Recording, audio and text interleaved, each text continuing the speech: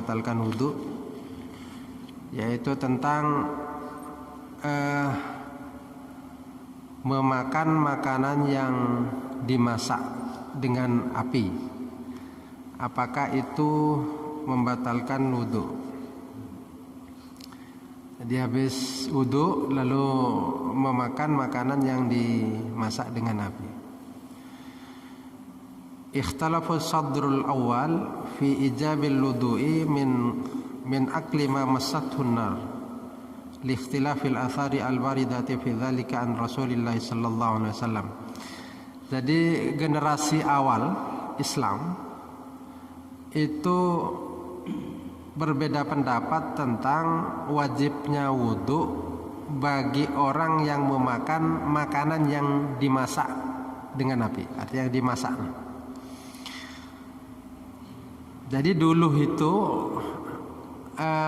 terjadi perbedaan pendapat tentang di kalangan sahabat. Ada yang mengatakan itu membatalkan wudu, ada yang enggak. Itu memang karena memang ada perbedaan hadis di antara mereka, sehingga ada yang mengatakan itu batal. Jadi misalnya yang mengatakan bahwa harus berwudu orang yang makan makanan yang dimasak itu, di antaranya ada hadis dari Zaid bin Thabit, ada hadis dari Abu Hurairah, ada dari Aisyah, ada dari Abi Ayyub Al-Ansari. Jadi banyak yang kalau lalu makan, misalnya lalu punya wudu lalu makan itu dari makanan yang dimasak dengan api, maka itu batal. Nah, ada yang mengatakan wa amma tarkul wudu'i mimma massatin nar. Jadi tidak perlu wudu bagi orang yang sudah makan makanan yang dimasak. Artinya habis wudu lalu makan makanan yang dimasak, itu tidak membatalkan wudu. Itu ada 50 sahabat yang meriwayatkan hadis tentang itu. Nah, itu generasi awal ulama berbeda pendapat di kalangan sahabat. Nah, setelah itu sesudah generasi awal itu wattafaqa jumhuru fuqaha'il amsar ba'da sadril awwali ala suqutihi. Jadi setelah generasi awal itu, maka ulama sepakat sudah bahwa memakan makanan yang dimasak itu tidak membatalkan wudu. Kenapa? Karena para sahabat yang 4 itu sepakat bahwa itu tidak membatalkan wudu. Yang kedua ada hadis dari Jabir, kana akhiral amraini min Rasulillah sallallahu alaihi wasallam tarkul wudu'i mimma massatin nar. Jadi salah satu dari akhir 2 perkara dari Rasulullah itu adalah yaitu tidak perlu wudu bagi orang yang memakan makanan yang dimasak. Artinya tidak membatalkan wudu orang yang memakan makanan yang dimasak itu. Jadi misalnya habis wudu makan gulai atau makan makanan lain yang dimasak. Nah, itu tidak membatalkan wudu. Nah, itu sepakat sesudah generasi awal, yaitu sahabat 4 itu juga sepakat tentang itu. Bahkan ada ulama yang mengatakan seandainya lalu memakan makanan itu menjadi sesuatu yang membatalkan wudu, tentu itu sangat memberatkan. Jadi misalnya habis wudu setelah itu makan, nah itu batal. Atau punya wudu habis itu makan, nah itu membatalkan wudu. Nah itu tentu sangat memberatkan. Jadi itu dalilnya orang ulama yang mengatakan bahwa tidak batal wudunya orang yang memakan makanan yang memasak. Tetapi begini, ada ulama wadahabat ta'ifatun ila wujubil wudu mimma massatin nar. Jadi ada sebagian ulama yang mengatakan wajib wudhu bagi orang yang makan makanan yang dimasak. Artinya batal wudhunya. Jadi batal wudhunya kalau punya wudhu lalu memakan makanan yang dimasak, itu batal wudhunya. Nah ini pendapat yang kedua ini termasuk jama'atun minas sahabah wat tabi'in. Ini termasuk salah satu pendapat dari sebagian sahabat dan tabi'in. Di antara sahabat itu ada Ibnu Umar, ada Abi Talha, ada Anas, ada Abi Musa, ada Aisyah, ada Zaid bin Sabit, ada Abi Hurairah. Itu dari tabi'in ada Umar bin Abdul Aziz yang mengatakan bahwa yang mengambil pendapat bahwa kalau punya wudu lalu makan makanan yang dimasak itu batal gitu. Itu dalilnya apa? Dalilnya adalah hadis tawaddau mimma massatin nar. Berwuduklah kamu sekalian ketika kamu sudah makan makanan yang dimasak. Kalau makan makanan yang dimasak itu batal berarti. Batal wuduknya. Jadi ada dua hadis yang lalu bertentangan. Tapi lalu ulama anggap begini. Memang hadis yang kedua ini, yaitu bahwa berwuduklah bagi orang yang memakan makanan itu, memang itu ada. Nah, itu ada. Yang kemudian lalu diikuti dengan hadis yang sesudahnya. Nah itu ada yang mengatakan lalu itu dihapus hukumnya hadis yang pertama itu oleh hadis yang kedua, karena begini, di antara hadis itu ada hadis juga dari Rasulullah lewat hadisnya Ibnu Abbas mengatakan annan Nabiya sallallahu alaihi wasallam akala katifasyatin thumma shalla wa lam yatawadda. Nabi itu memakan daging kambing yang dimasak tentu. Kemudian dia sholat dan dia tidak mengambil wudu.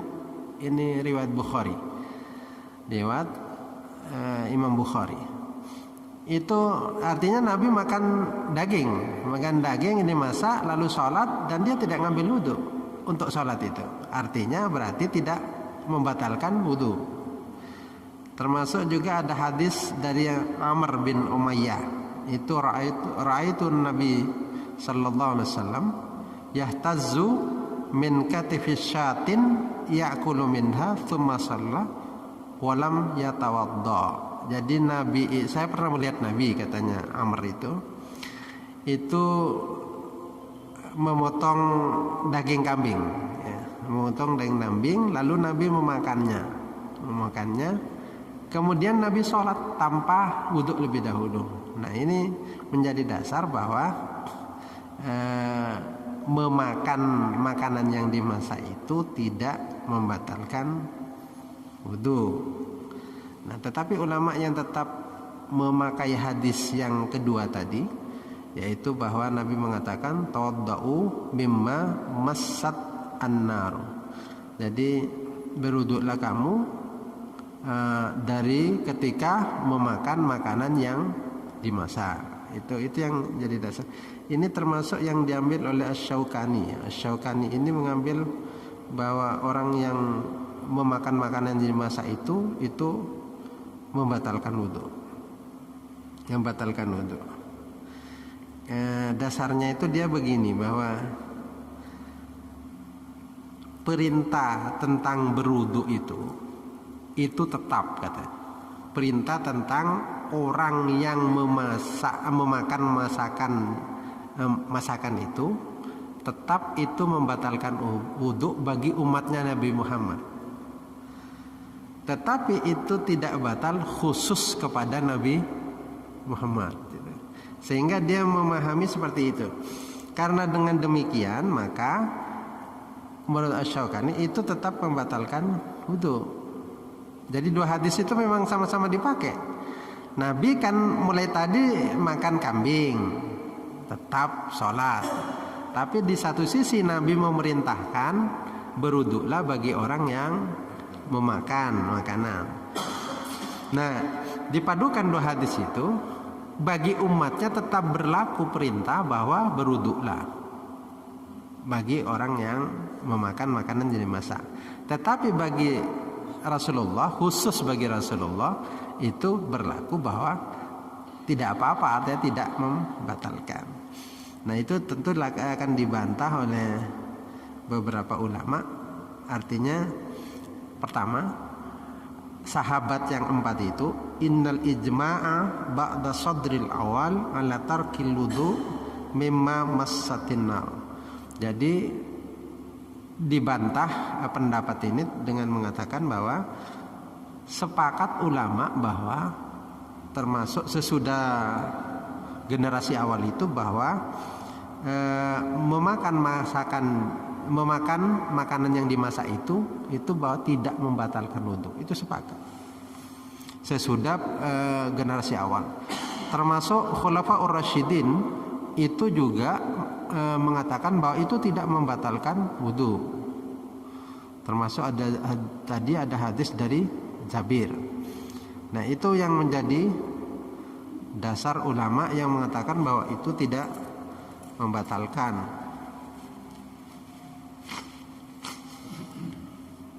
Nah, itu yang artinya bahwa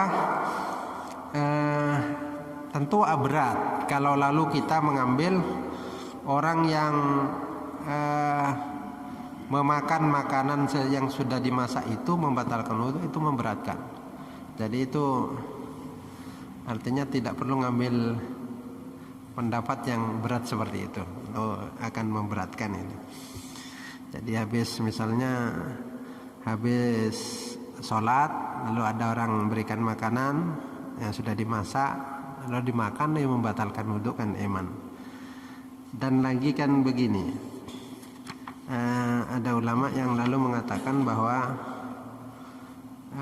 biasanya yang membatalkan wudu itu keluarnya sesuatu dari tubuh kita, bukan masuknya sesuatu ke tubuh kita.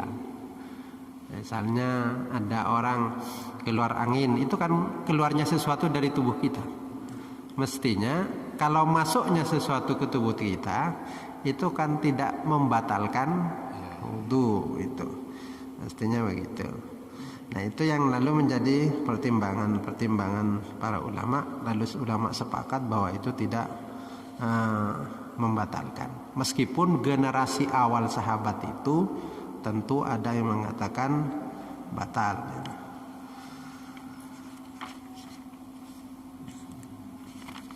Nah, yang selanjutnya tentang memakan sekarang, makan daging unta.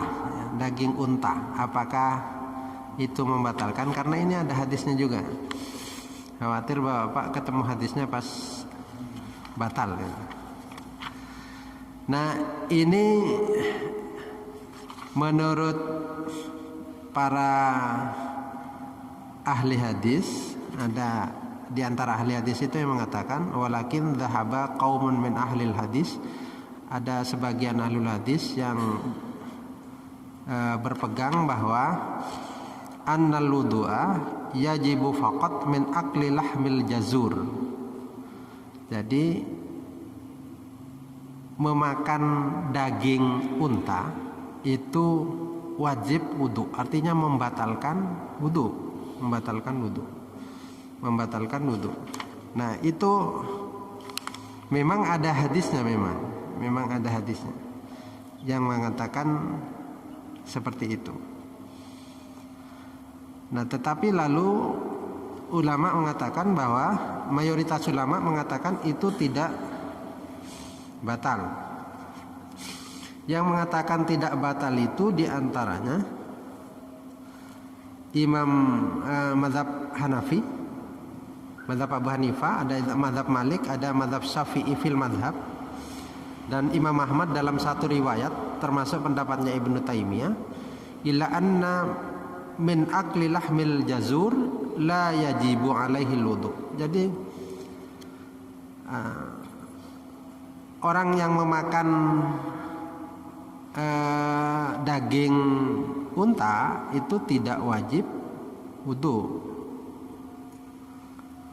Jadi ila anna man akala lahma jazurin la yajibu alaihi wudu. Orang yang memakan daging unta itu tidak wajib wudu. Hadisnya itu ada banyak hadis yang mengatakan tentang itu, sehingga tidak dikatakan bahwa itu membatalkan. Tetapi menurut Ahmad bin Hambal, ya mazhab Ahmad bin Hambal itu batal ya. Termasuk pendapatnya Imam Nawawi dari mazhab Syafi'i. Itu mengatakan wajib wudu kalau orang itu makan daging unta. Kalau kita kan aman ya, ada daging unta di sini. Tidak jadi aman. Karena ada hadis begini, ada anna rajulan sa'alan nabi, ada seorang laki-laki tanya kepada Nabi, qala ya Rasulullah atawadda'u min luhumil ibil, apakah kami harus berwudu ketika kita makan daging unta?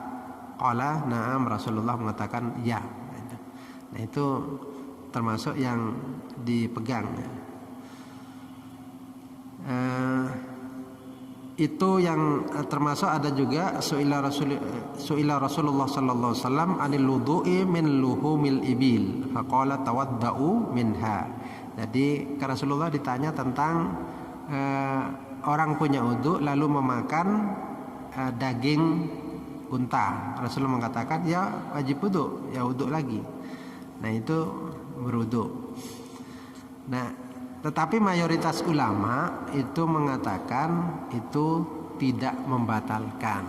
Kembali lagi yang mestinya ya tidak membatalkan lah kalau memasukkan itu, memakan itu tidak batal.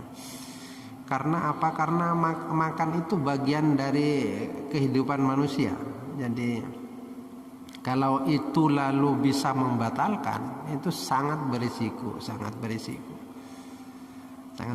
Jadi hal-hal yang membatalkan wudu itu kan kemarin jelas ya. Jelas tidak menyangkut hal-hal yang itu rutin dilakukan oleh manusia. Artinya tidak menyangkut makan misalnya. Itu tidak menyangkut makan. Seperti misalnya keluar angin, keluar kotoran dari tubuh kita itu. Atau misalnya kemarin itu ada tidur, meskipun tidur ada yang mengatakan tidak batal. Nah itu yang membatalkan. Terus ada lagi tentang yang membatalkan wudu itu adalah tentang tertawa. Ada tertawa terbahak-bahak, ada tersenyum. Kalau tertawa itu, terbahak-bahak itu, al-qahqahatu, itu cirinya begini. Jadi tertawa orang di sebelahnya itu dengar. Itu tertawa terbahak-bahak. Qahqahatu itu. Jadi kalau tertawa saja itu dirinya mendengar suaranya tetapi sebelahnya tidak. Kalau at-tabassum, tersenyum, itu tidak keluar suara. Nah ini yang tidak membatalkan wudu dan tidak membatalkan sholat kalau tersenyum. Jadi kalau ada orang lucu lalu tersenyum saat sholat, sholatnya tidak batal, wudunya tidak batal. Nah kalau lalu tertawa itu batal wudunya. Jadi tidak boleh tertawa saat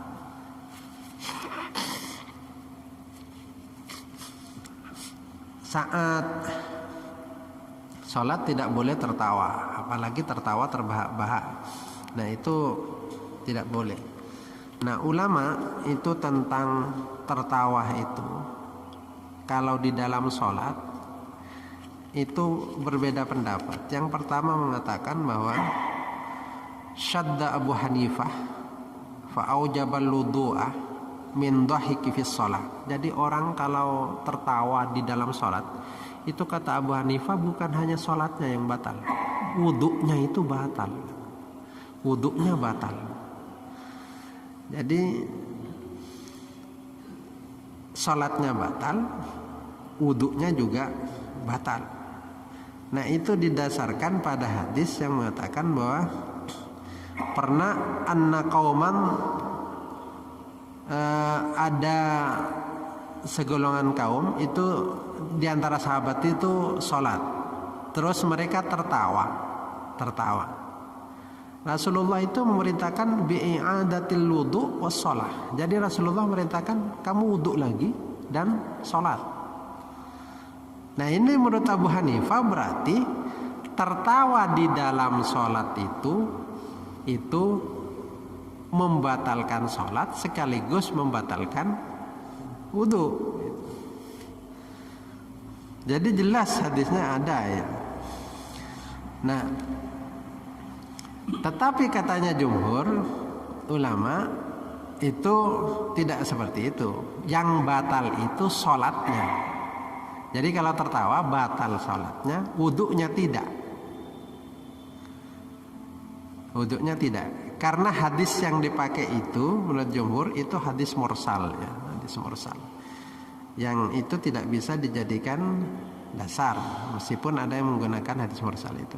Itu tidak bisa dijadikan dasar sehingga yang batal itu sholatnya, tidak wudunya, tidak wudunya. Meskipun lalu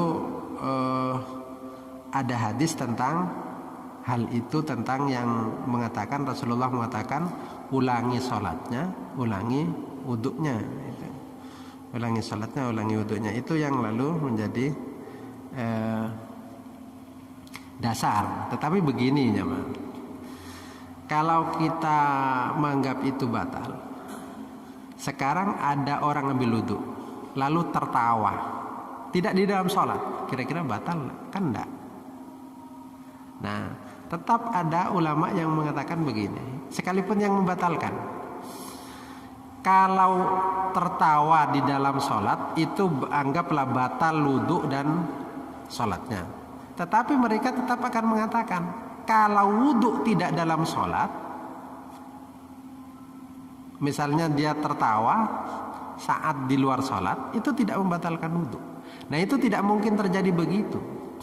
Ada satu peristiwa yang dalam sholat bisa membatalkan, tapi ketika di luar sholat tidak membatalkan. Seperti tertawa ini. Tertawa dianggap membatalkan wudhu di dalam sholat, tetapi kalau di luar sholat itu tidak membatalkan. Jadi misalnya habis punya wudhu, jagongan duduk lalu tertawa-tawa. Nah, itu masa batal? Batal, repot itu kalau batal orang tertawa-tawa. Nah, itu sepakat ulama kalau di luar sholat itu tidak batal. Semua ulama sepakat. Nah, tetapi kalau di dalam sholat itu membatalkan, itu kan tidak bisa seperti itu. Nah, mestinya begitu. Sehingga jumhur mengatakan ya tidak batal wudhunya, tidak batal wudhunya. Nah, tentang tertawa. Nah, ini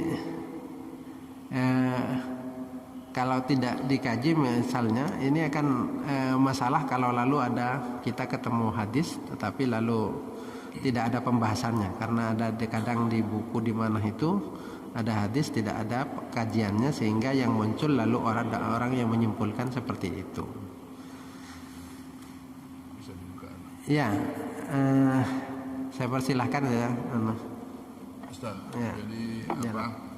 Dulu saya masih muda itu dengan pertentangan hadis ada dua hadis, sehingga pendapatnya ada dua, sehingga bagi anak muda gitu yang benar yang mana gitu. Apakah itu yang pertama, sehingga walaupun sudah ada dasarnya gitu ya, apakah dari pendapat yang pertama yang kedua karena itu dari Rasulullah, apakah ada asbabul wurudnya sehingga tidak kacau kita, itu yang pertama. Yang kedua itu tadi tentang masalah masalah apa yang pertama itu tadi? Yang pertama itu tentang makan makanan yang dimasak. Tadi kan ada menyebutkan pendapat yang membatalkan itu ada Abu Hurairah. Kami melihat setiap kalau Bukhari Muslim kan dan Bulughul Maram rata-rata Abu Hurairah yang meriwayatkan karena ya. 4 tahun atau 3 tahun dengan Rasulullah, kenapa beda pendapat sedangkan dia membatalkan. Saya yakin Abu Hurairah itu mengambil karena dekat dengan Rasulullah kok bisa seperti itu. Terima kasih. Ya, itu begini. Jadi kadang memahaminya berbeda.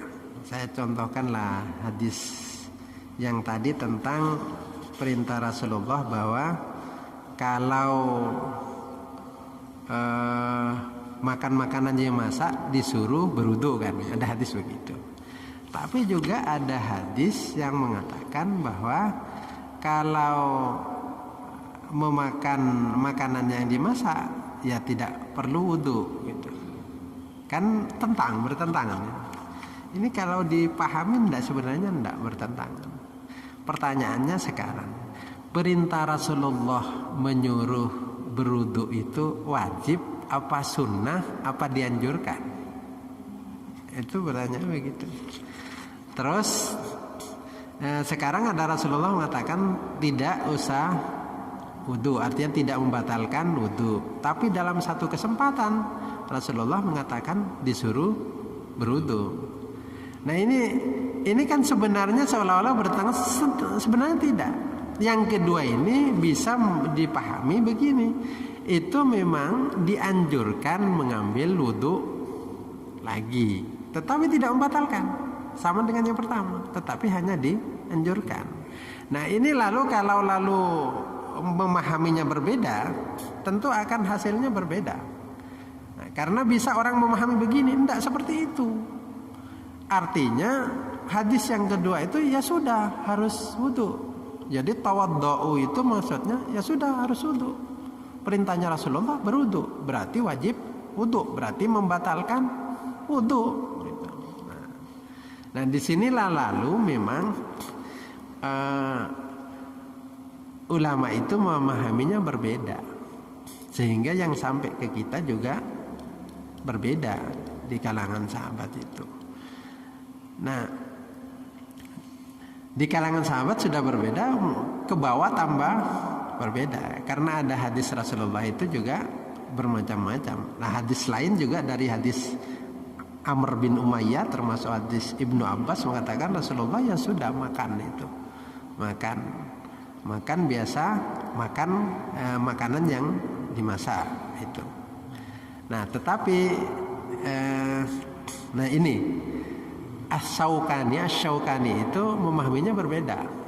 Dia mengatakan begini, Rasulullah memerintahkan wudu. Nah sudah wajib wudu. Terus bagaimana pekerjaan Rasulullah yang memakan masakan itu? Itu ya maksudnya itu khusus Rasulullah. Nah dibantah lagi oleh orang yang mengatakan itu. Ya tidak begitu, Rasulullah itu uswatun hasanah. Tentu Rasulullah itu mencontohkan di depan para sahabat, artinya itu tidak membatalkan wudu gitu. Nah ke kita itu memang kan lalu ulama-ulama mutaakhirin itu memahaminya begini. Kita itu makan itu sebuah kebutuhan. Masak lalu itu menjadi hadas, menyebabkan hadas. Masak itu bisa dijadikan sebab hadasnya seseorang, artinya batalnya wudu seseorang. Padahal itu sebuah kebutuhan. Makan itu sebuah kebutuhan. Nah itu lalu tidak mungkin seberat itu lalu, sehingga ulama mutakhirin memilih untuk tidak membatalkan wudu. Nah itu yang seperti itu muncul memang hadis itu banyak lalu melahirkan perbedaan banyak pendapat itu. Melahirkan banyak perbedaan pendapat. Makanya orang itu ketemu hadis tidak tiba-tiba langsung dipahami, mesti dibuka pendapat para ulama tentang hadis itu. Jadi tetap harus ditelaah betul, telaah betul. Nah, seandainya ada orang lalu memahami ini, ketemu ini, ya sudah, itu bisa langsung, ya sudah batal. Kayak dulu ada orang alumni ITB itu ketemu satu hadis, dia rajin salat ibadat, termasuk rajin berjamaah. Suatu saat dia ketemu sama hadis yang dia baca bahwa orang itu disiksa di dalam kubur cuma gara-gara kencingnya tidak betul. Itu. Baca satu hadis itu tiba-tiba timbul was-was luar biasa. Tanpa itu ditanyakan kepada seorang yang ahli, sehingga was-was luar biasa. Sampai mungkin tidak ketemu was-was seperti dia, tapi kalau saya ketemu, itu kalau ada orang naik mau numpang mobil tidak bisa begitu saja, tunggu dulu itu nanti dibeli alas. Setirnya itu ya diberi koran itu. Setirnya sendiri dipakai sendiri, ya disetir sendiri, padahal dipakai koran itu. Saking khawatir dia disiksa gara-gara persoalan najis gitu.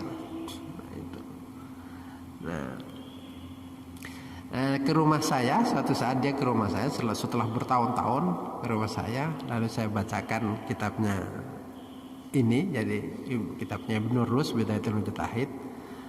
Lalu saya jelaskan banyak hal. Silahkan boleh berdebat, jadi berdebatnya sampai asar, mulai pagi sampai asar. Setelah itu pulang selesai ternyata. Selesai. Takdir Allah ternyata selesai. Itu kalau berhubungan sama istrinya, kalau dulu itu suruh mandi dulu, baru setelah itu berhubungan. Tapi kalau mandi beberapa jam kemudian dia tidak mau sudah. Istri saya sudah masuk level 3 katanya. Yang bisa dipakai itu kalau level 1. Bahkan begini, Ustadz katanya masjid itu kadang dibuat pakai tanah itu, padahal tanah itu sudah dikencingi. Dan itu dijadikan lolo. Lolo itu di atas lolo, di atasnya ada keramik gitu. Itu kan najis katanya, saking begitunya. Nah, jadi berarti saya kalau masjid seperti itu tidak datang. Jadi kalau saya tidak tahu masjid itu betul-betul dibuat dengan sesuatu yang suci, saya tidak ke situ. Sampai tidak akan ketemu masjid kalau begitu, kata saya. Ya tidak apa-apa, saya sholat di rumah saja, yang yakin saya. Jadi sampai segitunya, Bapak. Jadi karena makanya perlu orang itu. Nah, sesudah itu maka ketemu saya ceritai, saya memang saya rusak fikihnya memang. Jadi saya rusak sama fikihnya, dibangun kembali dari awal, dari dasar awal, sehingga dia lalu berubah was-wasnya langsung berubah 100%, kembali utuh, kembali lagi. Nah itu makanya lalu hadis itu perlu dipahami, tidak pahami. Begitu juga Bapak, ketika ada pendapat yang berbeda, tidak boleh langsung disalahkan, tidak boleh. Harus dikompromikan, ditanyakan apakah yang seperti ini ada dasarnya. Meskipun dia berbeda dengan kita, berbeda. Jadi ditanyakan apakah yang seperti ini ada dasarnya. Nah, jadi kalau Abu Hurairah, ya kenapa kok Abu Hurairah berbeda dengan sahabat yang lain? Iya jelas ya. Bahkan Abu Hurairah, saya berbicara Abu Hurairah sekalian, Abu Hurairah itu kan cuma 4 tahun tapi kok paling banyak hadisnya. Abu Hurairah itu memang 4 tahun, tapi dia selalu bersama Rasulullah, tidak mikirkan politik, tidak mikirkan apa-apa, sudah bersama Rasulullah dia pokoknya. Sedangkan sahabat-sahabat yang lain memang lebih awal masuk Islam, tapi mereka kan kadang sibuk dengan urusannya, sibuk dengan perdagangannya.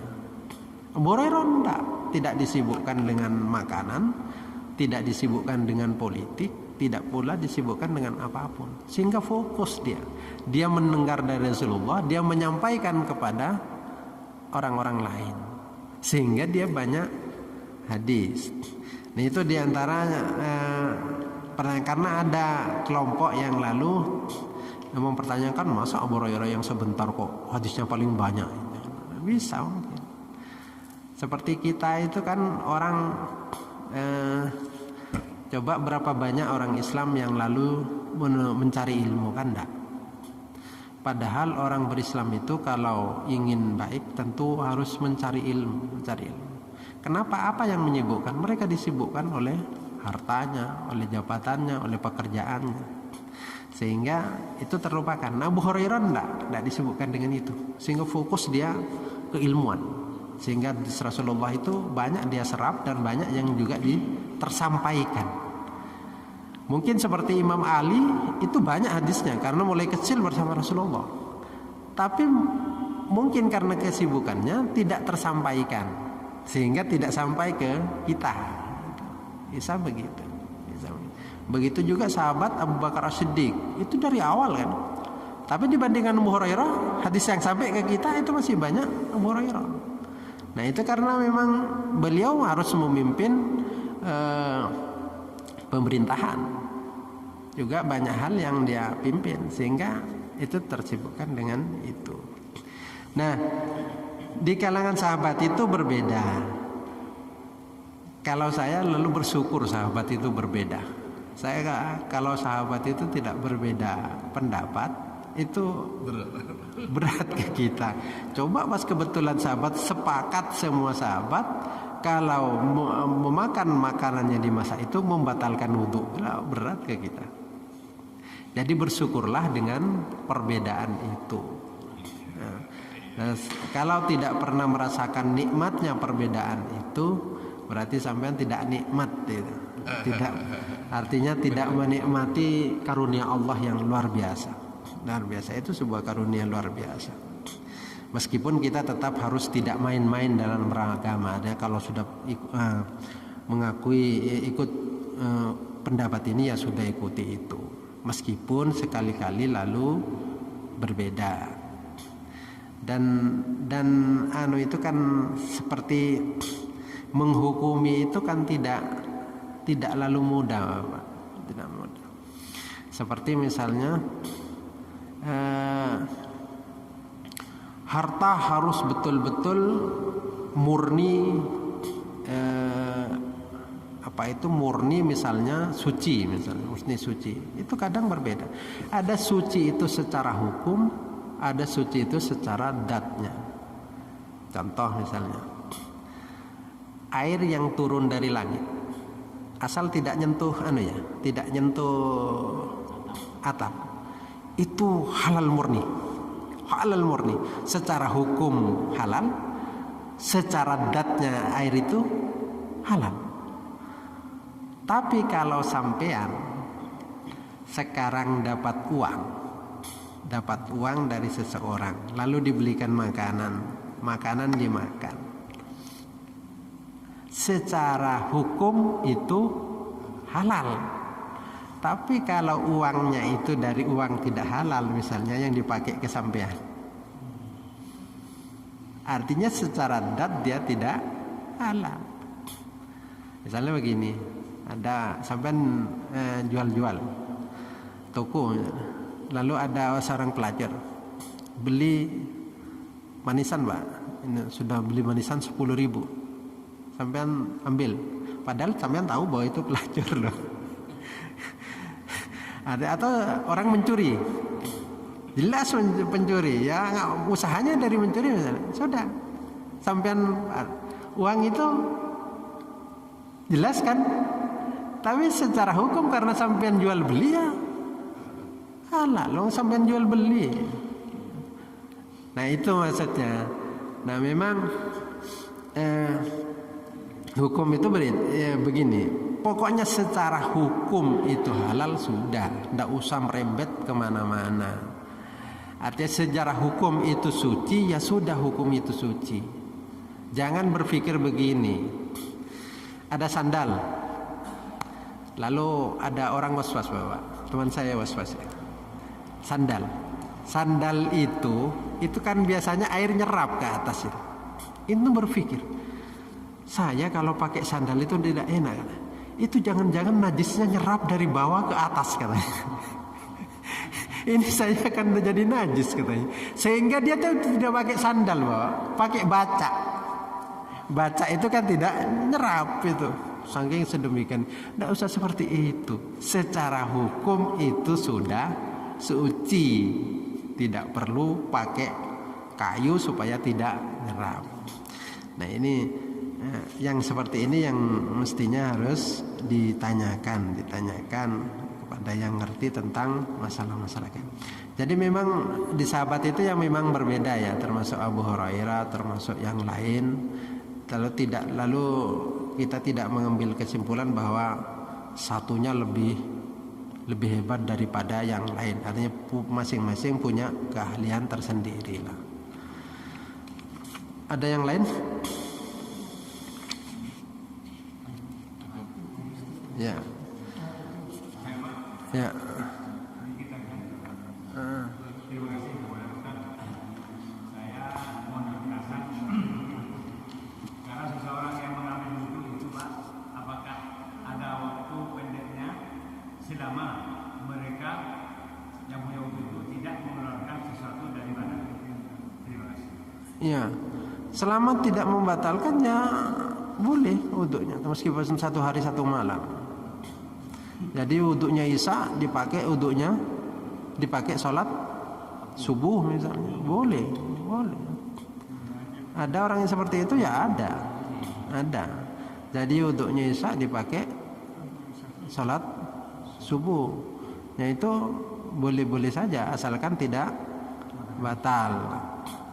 Nah kalau lalu begini tidur semua, lalu mengatakan tidur itu ada yang tidak membatalkan. Sudahlah saya ikut yang tidak membatalkan, jadi tidur enak itu.